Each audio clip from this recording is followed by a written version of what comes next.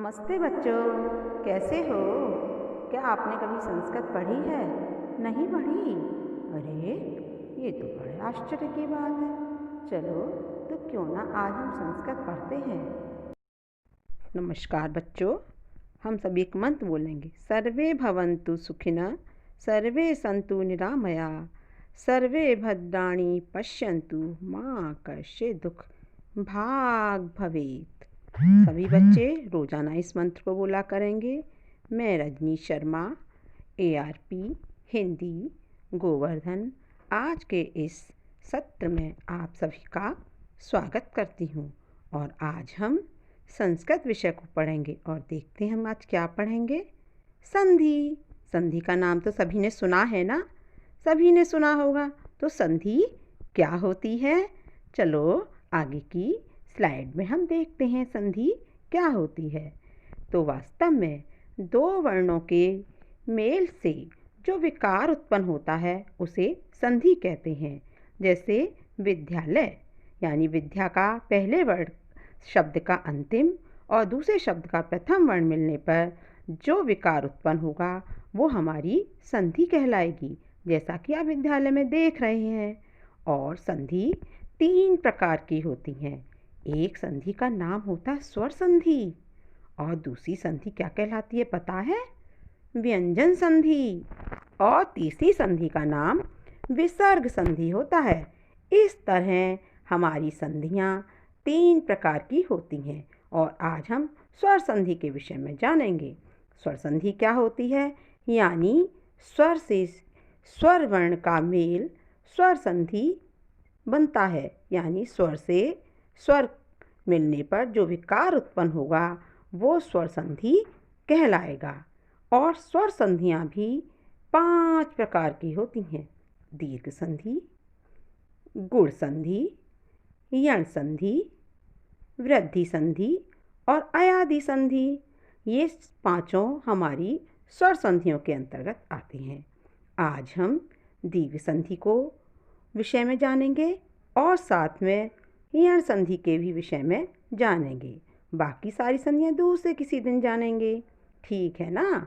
तो स्वर संधि का दीर्घ संधि के विषय में आज हम जानते हैं। दीर्घ माने जानते हो बच्चों क्या होता है? दीर्घ माने होता है बड़ा, यानी स्वर से जब एक स्वर मिलता है तो उसका रूप जो विकार होता है वो दीर्घ होता है। आओ जानेंगे कैसे होता है, ठीक है ना? इसका सूत्र है अक सवर्णे दीर्घ। पाणिनि के प्रत्याहार 42 जो प्रत्याहार है उनमें ये अक एक प्रत्याहार है, यानी सवर्णे अक से जब अक मिलता है तो उसका योग दीर्घ हो जाता है। जैसे अयोडा रिल रका यानी अ ई उ रि रि लिरी, ये हमारा अक प्रत्याहार है। और इसी प्रकार अक प्रत्याहार से अक प्रत्याहार के वर्ण जब मिलते हैं, सवर्ण का मतलब समान वर्ण मिलते हैं, तो उसका योग दीर्घ हो जाएगा। आगे जानते हैं कैसे। दीर्घ संधि का सूत्र के हिसाब से तो मान लिया, अब हिंदी में कैसे कहेंगे? दो शब्दों की संधि करते समय यानी अ या आ के साथ अ या आ हो तो आ बनता है, ई और ई के साथ ई और ई होता है तो ई बनता है। जब उ और उ के साथ उ या उ होता है तो उ बनता है। इस संधि को हम दीर्घ संधि कहते हैं। जैसे पुस्तकालय, अ और आ मिला तो यहाँ दीर्घ हो गया पुस्तकालय। इसी तरह और बनाते हैं। इसके कुछ नियम है। नियम नंबर 1 क्या है? अ और आ के साथ जब अ या आ मिलता है तो दीर्घ हो जाता है। जैसे धर्मार्थ, धर्म धन अर्थ।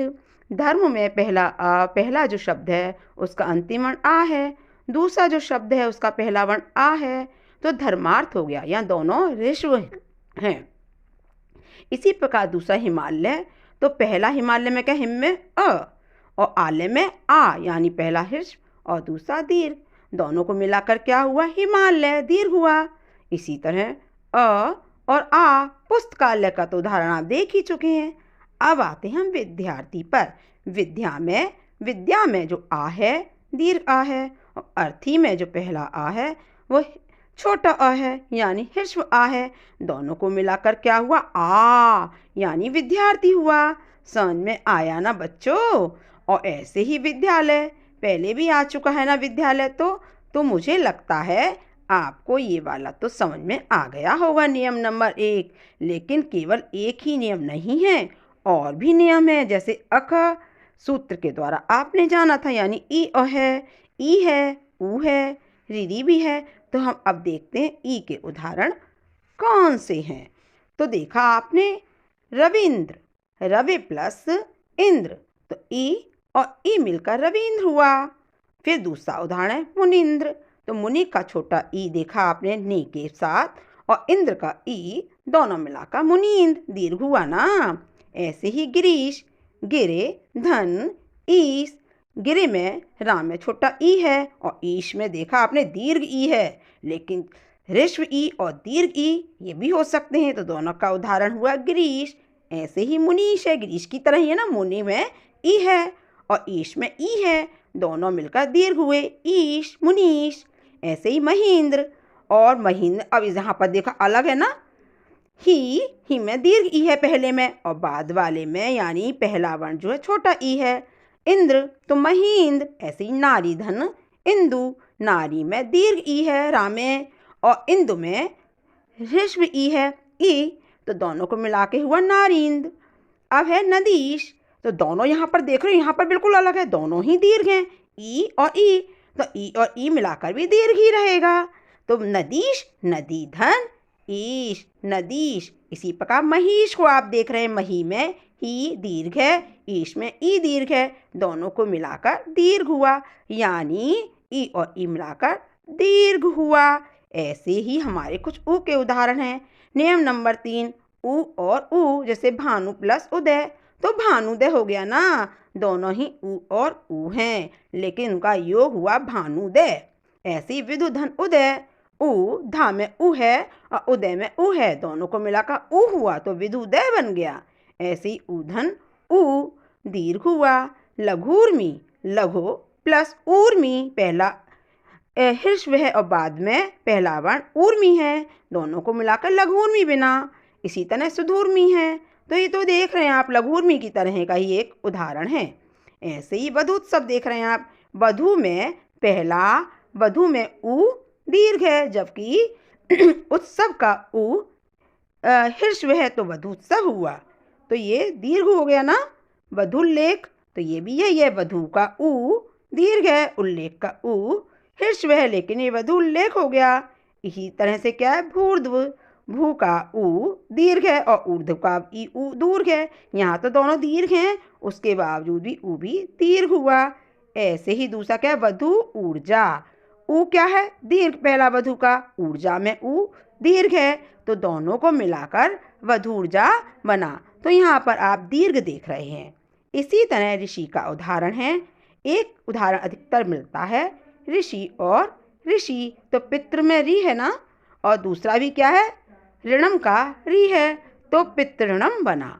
ऐसे ही आपने परिभाषा में पढ़ा था, ई ऊ री लिरी हो जाता है तो ला हो जाता है, लेकिन उसके उदाहरण अभी देखने में मुझे नहीं मिलते, मैंने भी काफ़ी खोजा नहीं मिला, लेकिन प्राचीन समय में संस्कृत की संहिताएं थीं, उनमें वो मिलता था एक इसका उदाहरण। ठीक है ना, तो अब हम इसी क्रम में आगे बढ़ते हैं। अच्छा लगा ना, बहुत अच्छा लगा है ना। ये दोनों गोलू भी देखो खुश हो रहे हैं दीर्घ संधि देखकर। अब देखते हैं हम कौन सी संधि सीखते हैं, ठीक है ना। तो चलो हम अरे सच में यहाँ तो बहुत ही अच्छा लग रहा है, ये तो बहुत सरल तरीका है और बड़े अच्छे से समझ में आ रही है दीर्घ संधि तो। अरे वाह कितना अच्छा है, तुमने सच कहा था। अब देखते हैं हम यण संधि। तो यण संधि क्या है, जैसे दीर्घ संधि थी ऐसे ही स्वर संधि का एक उदाहरण और है यण संधि। तो यण संधि के विषय में जानने से पहले हम पहले इसके सूत्र को देखेंगे। इको यणची, यानी एक प्रत्याहार के बाद यदि यण प्रत्याहार आता है तो उसका योग अच हो जाता है। प्रत्याहार के विषय में तो पहले हम पढ़ा चुके हैं ना, तो अब हम इसकी संधि देखते हैं। जब संधि करते समय ई या ई के साथ कोई अन्य स्वर हो तो य बन जाता है, और ऊ के साथ कोई अन्य स्वर होता है तो व बन जाता है, और ऋषि के साथ कोई अन्य स्वर होता है तो रा बन जाता है। अब इसके हम कुछ उदाहरण भी देखेंगे, जैसे कि अभी तो यहाँ पर भी आपको एक डेफिनेशन ही दिखाई दे रही है, परिभाषा ही दिखाई दे रही है। वही जब ई या ई, उ आ उ के आगे कोई असमान स्वर होता है तो य व र ला क्रमशः हो जाता है, इसमें परिवर्तन हो जाता है। अब यण संधि के भी कुछ नियम हैं, जैसे दीर्घ संधि के कुछ नियम थे, ऐसे ही यण संधि के भी 4 नियम हैं। आओ आगे हम देखते हैं वो नियम कौन से हैं। अब आगे ई या ई के आगे कोई असमान स्वर होता है, विजातीय का मतलब असमान स्वर होता है, तो ई और ई के स्थान पर या हो जाता है। ध्यान देना, ई या ई के स्थान पर या हो जाता है। जैसे उदाहरण देखिए, प्रतिधन 1, ता के पीछे क्या ई और आगे क्या असमान स्वर 1। अब ई के स्थान पर या हुआ, लेकिन ए मिलने से वो ए हो गया प्रतीक। वह उ और उ के आगे कोई असमान स्वर आता है तो उ और उ के स्थान पर वाह हो जाता है। जैसे या हुआ ऐसे ही वाह होता है, देखो हलंत वाला वाह है, ये भी ध्यान देना। तो क्या हुआ, सुधन आगतम, सु का उ और आगत का प्रथम वर्ण क्या आ, तो उ के स्थान पर क्या हुआ, वाह हुआ, तो वाह हो गया और उसके बाद ये दीर्घ आ लग गया, इस वजह से ये वाह हो गया, तो ये बन गया स्वागत। अब ऋषि के आगे कोई विजातीय स्वर आता है तो रा हो जाता है, इन्हें यण संधि कहते हैं। तो समझ में आया ना। तो चलो हम आगे देखते हैं इसके कुछ और उदाहरण। जैसे यद्यपि, यदि धन अपि, तो यदि में ई है और आगे आ है तो ई के स्थान पर क्या हुआ, य, और अपि का अ मिला तो यद्यपि बन गया। ऐसी इत्यादि, इति में ई, आदि का आ, ई के स्थान पर या हुआ और आ मिला तो आ या हो गया, इत्यादि। ऐसे ही नदी धन अर्पण, ई नदी का ई और आ मिला तो नद्यर्पण, यानी या हो गया था इस स्थान पर। देवी धन आगमन, देवी का ई है वो या में परिवर्तित हो गया, हलंत वाला स्वर रहिता में, और आगमन का आ मिला तो दिव्यागमन बन गया। देखो आधा वह है ना, इधर स्वर रहित वह है ना, समझ में आ रहा है ना। इसी तरह से हम और आगे बढ़ते हैं इसी क्रम में। अब देखिए अनुधय अय, तो ऊ के बाद अ आया तो ऊ के स्थान पर बा हो गया, तो अन्वय बन गया क्योंकि आ उसमें मिल गया। स्वागत का तो आप देख ही चुके हैं अभी उदाहरण ना, अनुधन एषण, ऊ के स्थान पर वाह हुआ, हलंत वाला वाह और ए मिला तो अन्वेषण बन गया क्योंकि उसमें स्वर लग गया, ऐसी पित्र आ गया, पितृधन आ गया। समझ में आया ना। चलो अब हम आगे और बढ़ते हैं। अतिधन अल्प, ई के बाद अ आया तो या हुआ, अत्यल्प, ई के बाद अर्पण, ये तो आया था, स्वागत भी आया था। अब वधूधन आगमन, ऊ के बाद आ आया तो ऊ के स्थान पर वाह हो गया, लेकिन आगमन का दीर्घ आ मिला तो स्वर रहित वा में जब आ मिला तो वध्वागमन हो गया। ऐसे ही पित्राज्ञा, तो ये हमें लगता है कि अब इसके आगे आपके यण संधि के उदाहरण आपके लिए पर्याप्त होंगे। अब चलो इसी क्रम में हम आगे बढ़ते हैं। अब हम एक मंत्र पढ़ेंगे, हमारे साथ सभी पढ़ेंगे। गुरुर्ब्रह्मा गुरुर्विष्णु गुरुर्देवो महेश्वरा, गुरु साक्षात परब्रह्म तस्मै श्री गुरुवे नमः। चलो एक बार और। गुरुर्ब्रह्मा गुरुर्विष्णु गुरुर्देव महेश्वरा, गुरु साक्षात परब्रह्म तस्मै श्री गुरुवे नमः। है ना, गुरु को मानते हो ना, गुरु ही तो सब सिखाते हैं ना। अब ये मंत्र आप रोजाना सुबह उठकर पढ़ेंगे। रोजाना सबसे पहले माता पिता को प्रणाम करेंगे, फिर गुरु को, जब गुरु से कभी भी मिलेंगे, गुरु कौन, जो आपको शिक्षा दे, यानी जो आपसे बड़ा हो, उसको भी आप प्रणाम करेंगे और उसके बाद ईश्वर को प्रणाम करेंगे, तो सच में आप एक महान इंसान बन जाएंगे। तो आया ना समझ में। अरे तो वास्तव में बड़ा मज़ा आया संस्कृत पढ़ने में तो। और सच बताऊं, संधि तो मुझे कभी आती ही नहीं थी। आज जिस सरल तरीके से मैंने दीर्घ संधि और यण संधि सीखी हैं, इतने सरल तरीके से तो मैंने कभी नहीं सीखी। मैंने तो सिर्फ इनको रटा था। अब आगे से मैं सारी संधि सीखूं। इसी के साथ मैं आप सबको धन्यवाद देती हूँ। सभी को धन्यवाद सुनने के लिए। सभी को नमस्कार। अच्छा बच्चों, नमस्कार। अगली कक्षा में ज़रूर आएंगे ना। धन्यवाद।